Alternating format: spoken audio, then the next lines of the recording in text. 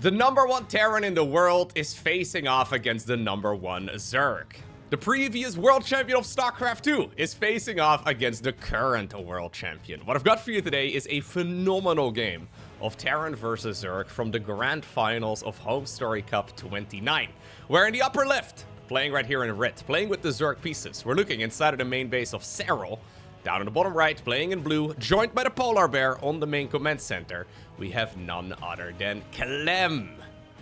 This particular match is an absolute banger. How do I know so? Well, I already cast it. I was one of the commentators for HomeStory Cup 29. And this particular match, I mean, it was played yesterday, so it's kind of confusing, actually. So it was played, I think, at about 1 in the morning on Monday. But the tournament day started on Sunday, and this particular event actually ran for 3 days. So I drove back home after the grand finals. I was back home at about 5. I have slept twice since then, because obviously I slept when I got back home, and then I also slept Monday to I've slept twice since this particular series was played, even though it was only yesterday. At the very least, if you're watching this on the day that it goes up. Look, long story short, this particular game is phenomenal. It's played, of course, on the latest version of the brand new balance patch. So we've now been on 5.0.16 for maybe a week and a half.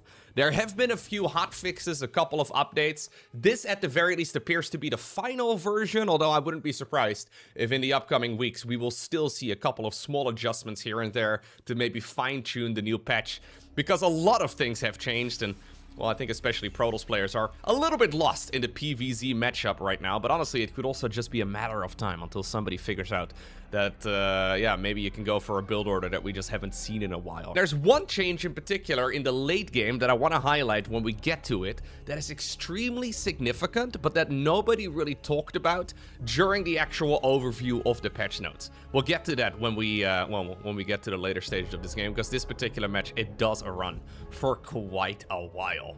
It's a pool first right here for Serral. Pool first into a hatchery on the low ground.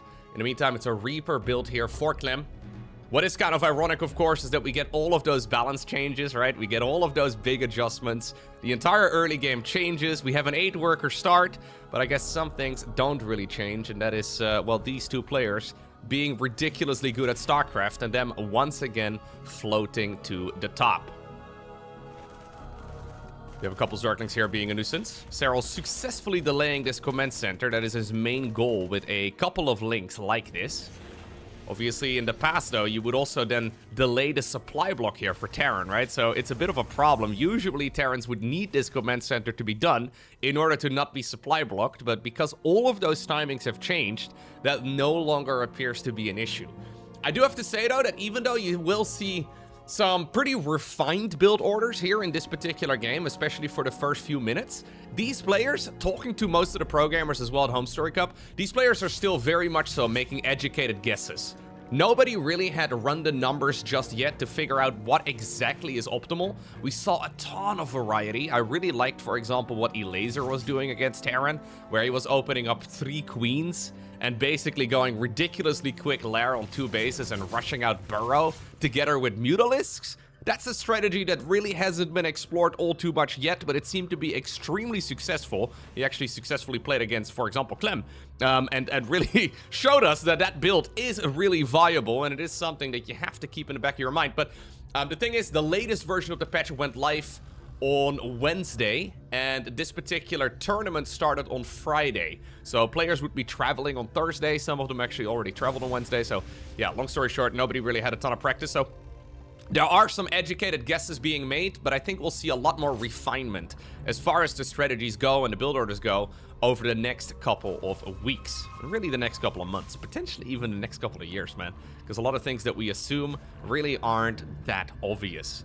We have a cheeky little drone over here in the wall off, because Serral is actually skipping Zergling speed. He's skipping Zergling speed in favor of really quick roaches. A little bit odd. There's, however, 2 packs. Ooh, there's 2 packs of Hellions moving around. Drones over here also blocking the one drone that was meant to turn into an evolution chamber. And this is now allowing Clem quite a bit of damage over here in the natural expansion of the Zerg. Yeah, 5 drones is really good. Hellions, of course, will just mostly slow down the economy advancement here of the Zerg player. 6 workers for 2 Hellions, though, is a phenomenal trade, especially since we have follow-up harassment as well. Serral not even opting to go for any roaches here. Well, actually, he made 2 of them. Yeah, not really making that many, but really just the bare minimum so he can dedicate resources. Yeah, it's not going to be enough, man, against 4 Hellions. He can dedicate the resources to rebuilding the lost workers. Spore crawlers coming up. That's another one of those things, man. At what timing do you build the spores? Well, apparently this was, okay, just about perfect. It seems like every build has kind of been delayed by about 30 to 45 seconds. Nice little bit of harassment here. Not going to be able to get the Hellions in, but the attempt was certainly there. He wanted to blast that down so more Hellions would be able to go in. But the roaches, of course, distracted over at the 3rd base. Clem is certainly giving it his all. Serral's defense, though, does seem to be pretty good on the back of this. He's droning super hard, by the way. So he's making all of this off of just 4 roaches and 5 queens. So that means that there's a ridiculous amount of money available just for workers alone. And you will already see him going close to 70. Cloaking field has run out right here on the Banshee, and I think it will end up going down. That is honestly really unfortunate. Keeping the Banshees alive is super helpful, especially later on in the game. Just parking them over at your 3rd base as a Terran is a really big deal. Clem has been experimenting with a ton of variety as well, so the norm, right, that we have seen over the last bunch of years is a triple command center. Ah, he loses the other Banshee too. It's a triple command center 1-1-1. So a Hellion Banshee opener off of triple CC. Clem has been going for a ton more 2 command center 1-1-1s, meaning that he can go for a lot more Hellion aggression, a lot more Banshee play earlier on in the game. Of course, though, it does mean that you take an economical hit, right? So you need to deal some sort of damage. And the 8 worker start, all of the little adjustments here and there. Look, there's been a ton of debate. Some people love it, some people hate it. But there is no denying that at this point, at least, for the time being, there is indeed a ton more variety in the earlier stages of the game. Very quick hive, though, here. Look at this. 7 minutes and 10 seconds or so is when this hive started. Maybe even a little bit earlier than that. When's the last time you've seen Metabolic Boost, +1, and a hive at the same time on the production tab? Not quite the norm at all. Hellion here harassing a couple of, those drones yet again over on the left side of the map. This is mostly, ooh, Clem just sending it. Should really have targeted the extra drones there. He probably could have had another few. He's mostly just getting rid of those units at this point in the game because we are switching on over towards that infantry-based mid-game. Okay, so where are we? 10 drones did go down, but it wasn't free. I do believe, though, that there was a little bit more room for damage here on the side of Clem. 1,000 minerals lost is honestly quite a lot. Obviously, he does have a 3rd command center now landed on the low ground. We're adding on a 2nd factory as well. We've got the armory coming up, so we can relatively smoothly transition to 2-2. Although you can see it is a little bit disjointed. Uncharacteristic error there for Clem. Usually he's extremely smooth.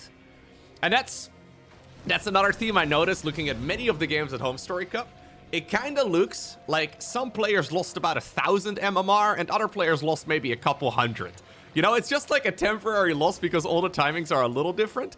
But the game was just a lot more rough around the edges. We are kind of used to this level of refinement, and obviously the micro really hasn't changed. The players are still ridiculously good in that regard, but everybody really is just guessing. Fungal growth over here could be massive. Nice dodge right there by Clem in the end, but still, this is annoying though. Yeah, he's not going to be able to easily get those Marines on out of there either because everything gets delayed so much.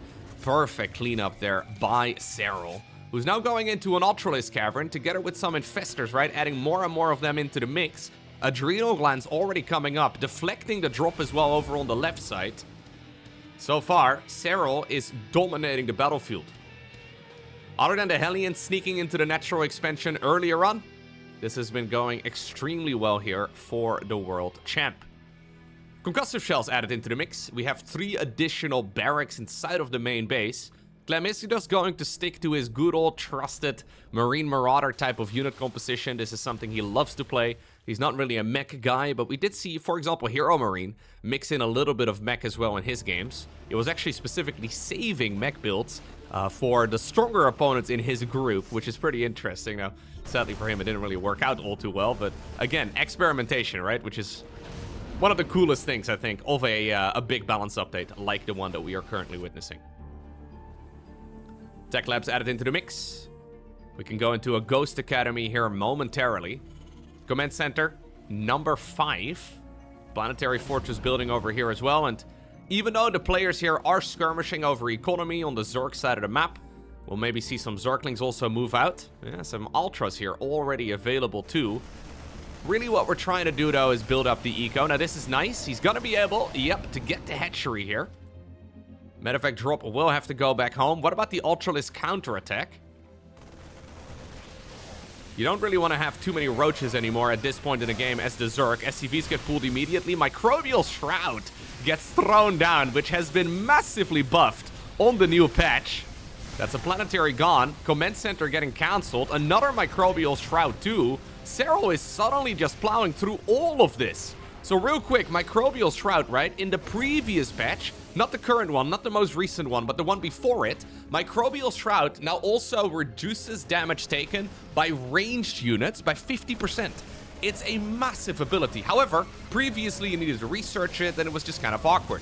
Right now, no longer the case. Furthermore, the Infestor has a longer cast range on the ability too, and the Infestor has an auto attack, meaning that the Infestor is far less likely to just derp into that army. There's a lot of small adjustments that make an ability that was incredibly underused, like for example Microbial Shroud, maybe busted. Like, I'm not entirely sure yet, but the Microbial Shroud usage that I have seen, it looks absolutely phenomenal. Because Infestors are super good at shutting down early game drops, and then, well, you can counterattack with Ultralisks soon after and get a lot more value out of the other ability, right? Like Microbial Shroud and the Fungal Growth ability really work together wonderfully. There is a bit of overlap though. Zerg player's not entirely sure. Like, can you still go into Infestors and then into Vipers? Is that a good choice? Because in a way, right, like when you think about it, if you want to break siege tank lines, there's overlap between the Viper's Blinding Cloud, the Abduction, and then also the Microbial Shroud. Some players are still going Vipers. Other players, like for example Serral here, seem to be mostly ignoring Vipers at this stage in the game. Now the siege tank numbers are big. Clem actually stacking everything together to try and keep that middle base alive. We have more and more CCs added into the mix though. Clem here deciding to go for a bit of a different style than what we had seen in the games leading up to this particular match. So this is the first time in the series that he's really opting, so I'm obviously just casting this singular game because the grand finals is pretty long. But maybe you would want me to cast the whole thing. I don't know, let me know in the comment section down below. Microbial Shroud gets thrown down again. Hold that thought because Banelings are rolling through once more. Microbial Shrouds left, right, and center. Clumping up the siege tanks really is not it. Okay. Actually a very good save there for Clem in the end. Not really losing all too much critically, but it's very easy to get overwhelmed at this stage.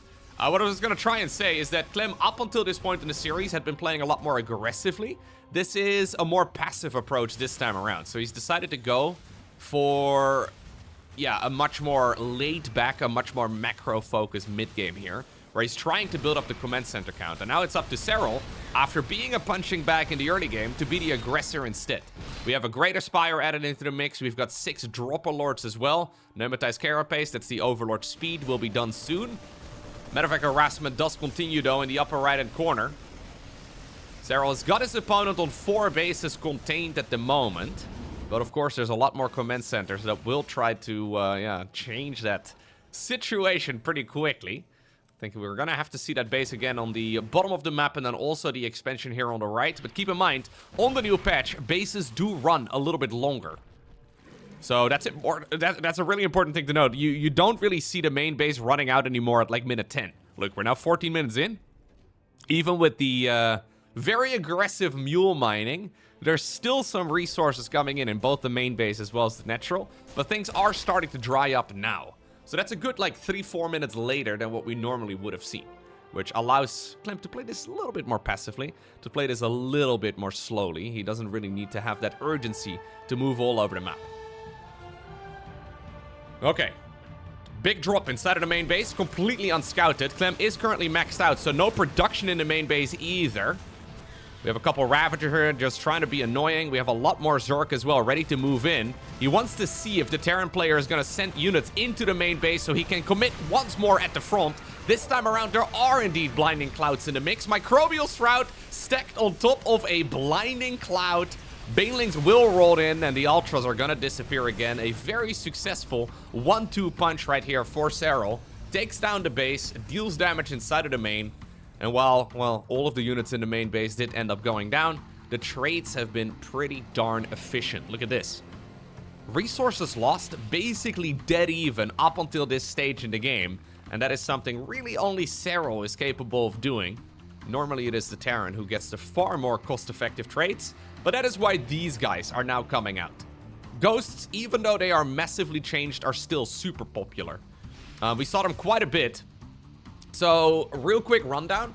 Ghosts are now they're now 3 supply from 2 supply, right? That's the main thing that especially in the late game, that you will really notice. The Terran's maxed out army is just not gonna be as big. As a matter of fact, Clem is already maxing out right now. This is it. It's 18 Marines, 10 Siege Tanks, 7 Marauders, and then, well, a couple Medifex, right? And 12 Ghosts. The army here is noticeably smaller. However, Ghosts now also no longer carry 4 snipes at max energy. They only carry 2. Main reason for that is that they're capped at 200 energy. However, the spell for the snipe ability has been increased from 50 to 75. So it really is just a more difficult unit to play with in the late game. However, snipe can no longer be cancelled when the unit takes damage, as we have Serral committing yet again. Okay, not bad. And the base damage output of the Ghost has also gone up. One of the observers here crashing out of the game, sadly. A lot of the units do overextend. Serral deals a lot of damage, but ultimately does get pushed away. Plenty of command centers to now replace all of the lost, mining here for the Terran. We have a couple more bases, though, being set up. One in the far bottom left, and then one also, right over here. And this really is supposed to be Clem's expansion, of course. It's the same for that base in the bottom left. It is absolutely critical for Clem to not allow these bases to mine in favor of the Zerg. He burrowed. It's a little weird, because you can just see the mineral field, apparently, but there we go. Yeah, we're gonna see this drone here unburrow in a moment, I'm sure. He will try to take that base yet again here in just a sec. Okay. Now, here's where we will start noticing a fundamental difference from what we've had in the past. So, historically, the way that Terran wins this type of game, right? This type of passive match where they're trying to turtle up. Usually the goal for Terran is to take 50% of the map's resources, using the late game efficiency to their advantage. So that's why Serral is taking this base. Not only is he mining resources off of it, he's also denying future mining here from the Terran.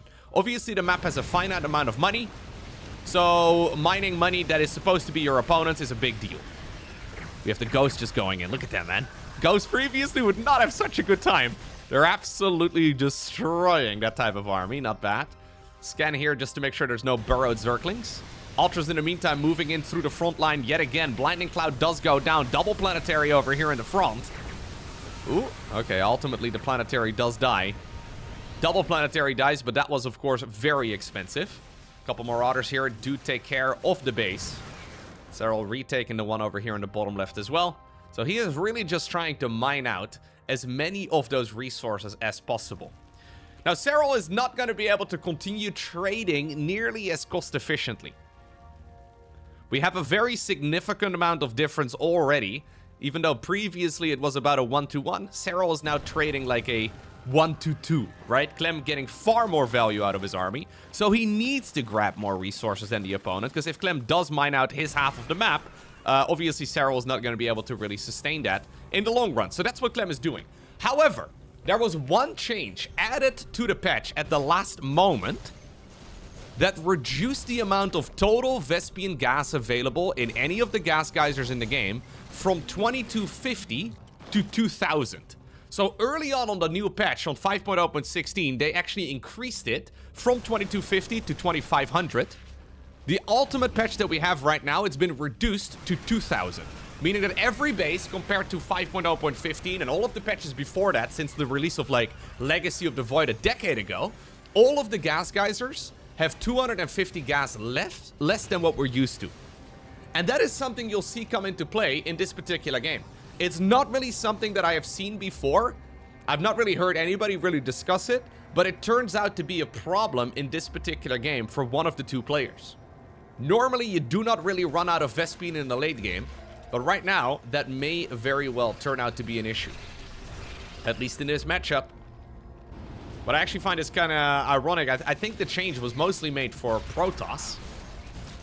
Usually Protoss especially benefits a lot from having more gas.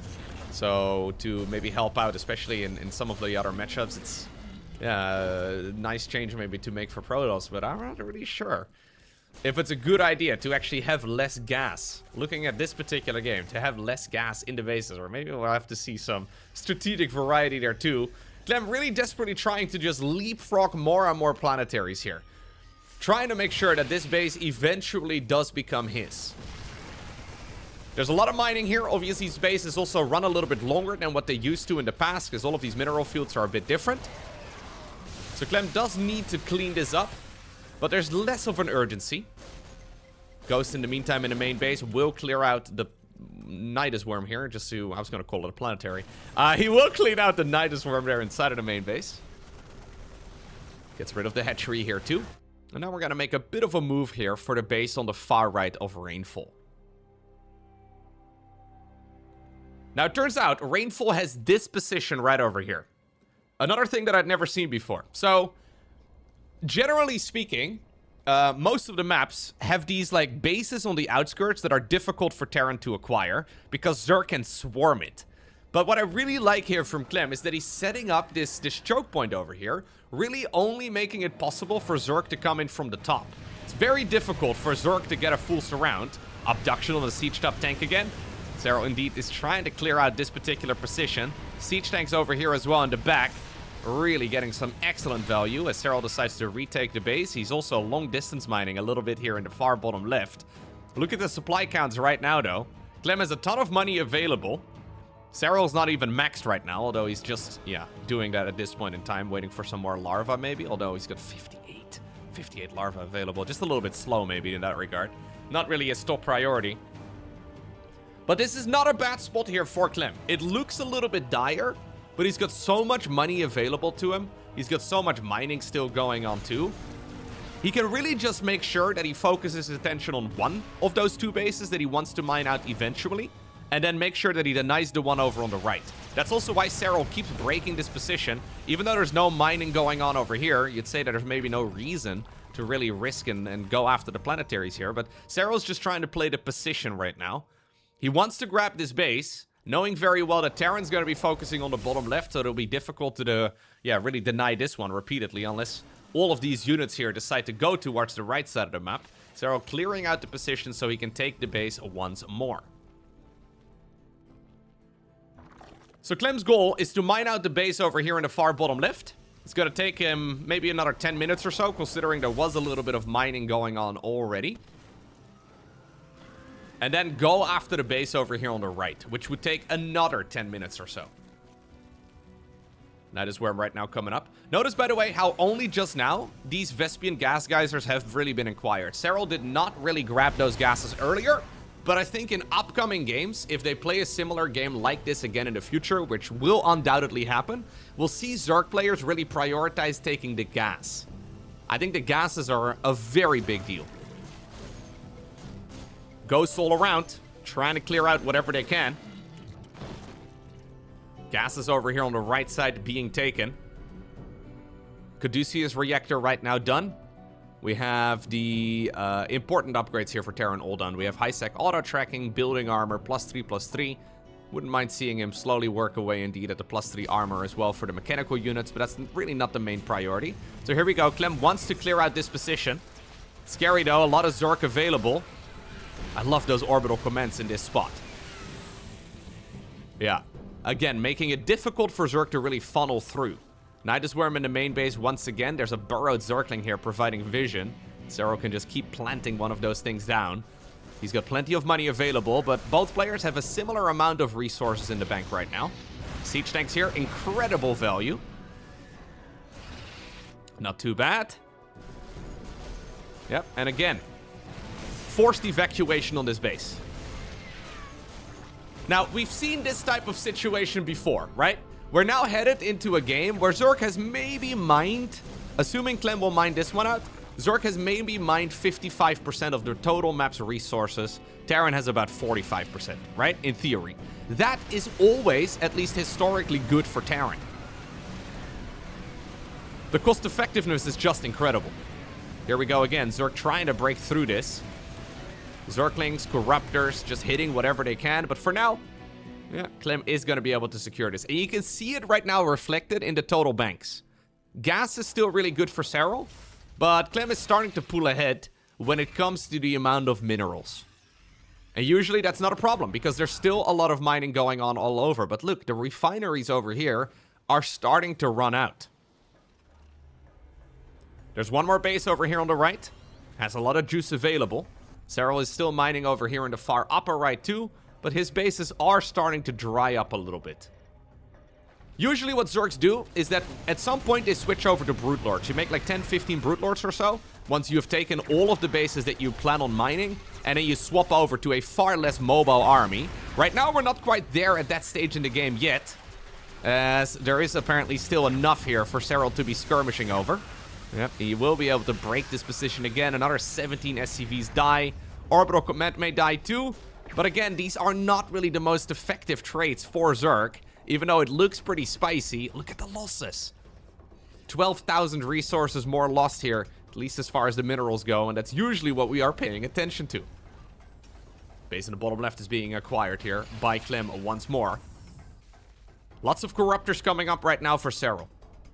He is preparing for a Brute Lord switch, because he knows that this base over here in the bottom left is going to be very difficult to keep denying. We have an Infestor here nearby, but Missile Turret will be done as a detector here momentarily. Lots of siege tanks being set up. Most of the Terran army is currently moving towards the right side of the map. Will Serral decide to commit? Nah, he decides to back up. Fair enough. Now, how many Brute Lords do you make on the new patch? Serral clearly has an idea. But I have never seen this before. Instant scan, by the way. We have 18 Brute Lords coming up, but Serral wants to make more.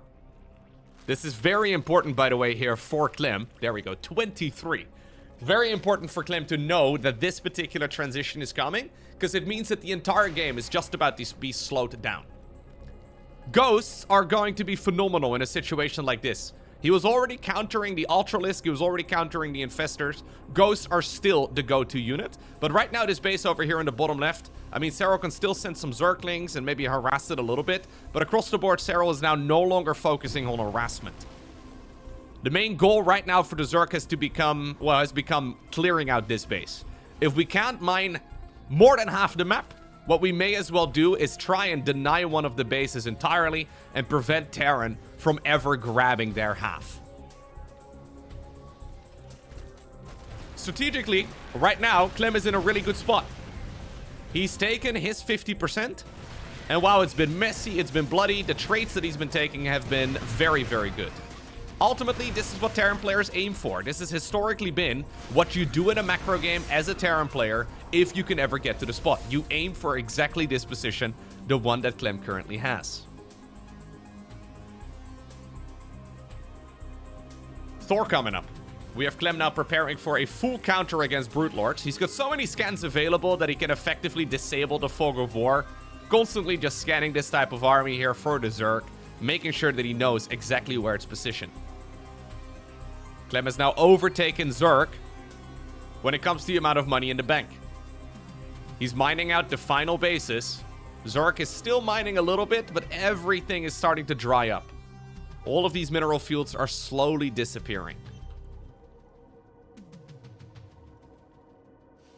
There's still some money as well in the bottom left.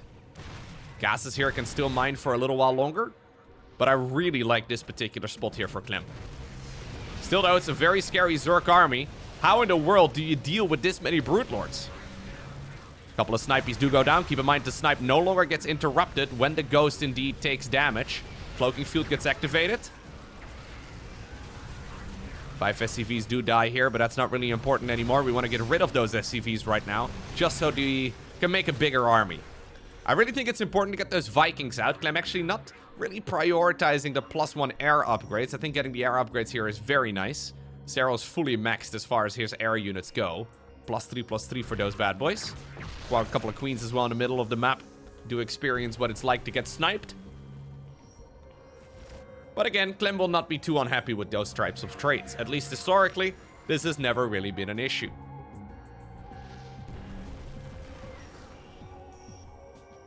Here's the problem, though, that is starting to arise, and one that has never been... Yeah, it's never been one in this particular matchup. It's never really been an issue for any of the races in the late game. Look at the amount of Vespene gas available. Serral has 3,000 of it, Clem has 2,000. Look at the current army value in the top left. Both players have an army that is between 7,000 and 8,000 gas big. These are huge armies. They cannot really keep replacing it. Normally you have at least, I want to say 6,000, maybe 7,000 gas. Not the case this time around.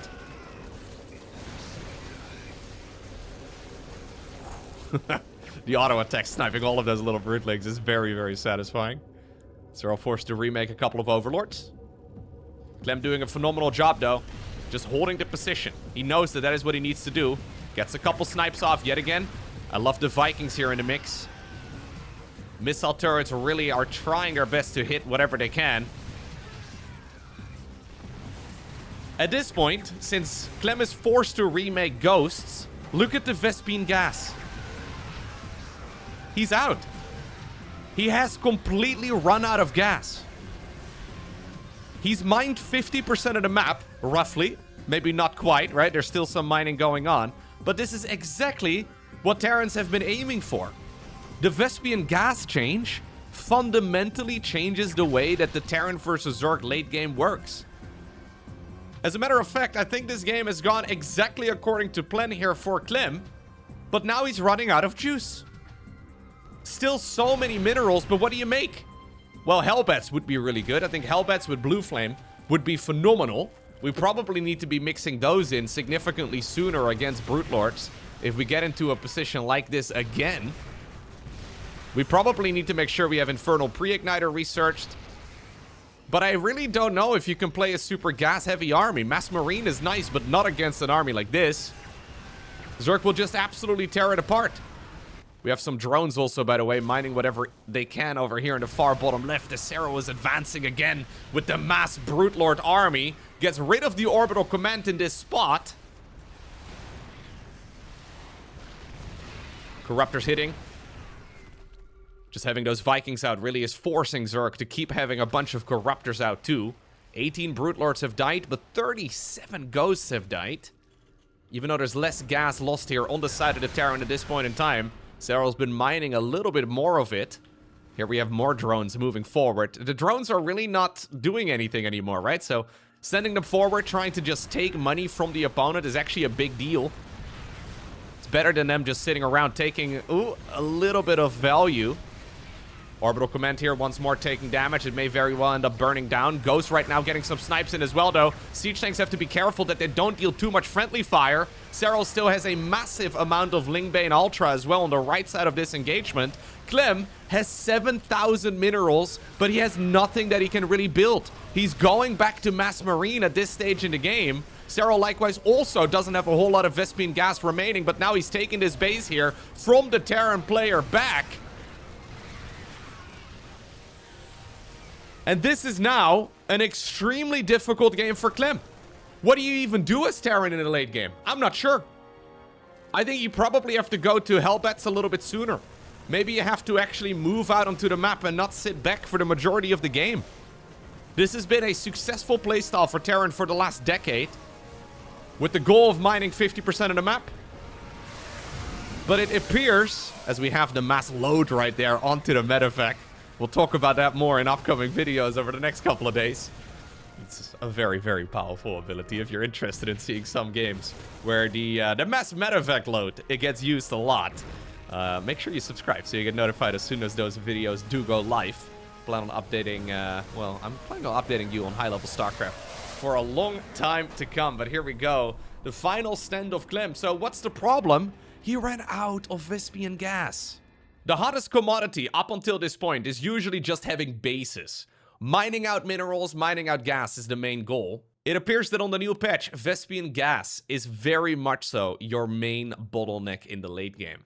I wonder if that means that at some point, right, since players are going to be focusing on it a lot more moving forward, this is very likely the first time that both of these players have played a game like this on the new patch, at least since it got adjusted, because I mean, that was the day literally before the tournament. I wonder if at some point we'll see these games start off with Zerglings versus Marines, then it techs all the way up, right? Kind of like a bell curve to super fancy units, but then I wouldn't be surprised if in the late game we ultimately end up going back to Zerglings versus Marines, which really, I think, would make for some epic games. Thank you for watching, have a great rest of your day, and I'll see you again tomorrow for another one.